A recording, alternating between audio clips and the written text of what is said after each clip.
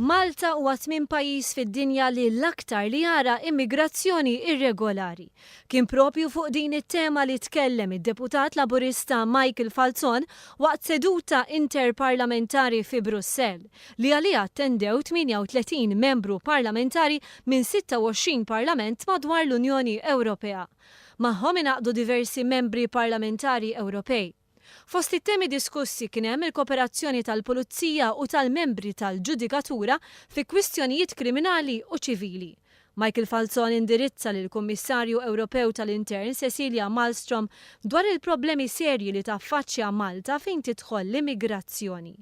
Filwaqt li qed jaqbel ovvjament li jkun hemm regoli komuni u qed jaqbel li jkun hemm anke ċertu livelli, tlabt u insistejt li pajjiżna bħala pajjiż li jilqa' fost numru konsiderevoli ta' immigranti illegali għandu jkun hemm solidarjetà vera fatwali min-naħa tal-Unjoni Ewropea, xi ħaġa li sal-lum għadha ma waslitx.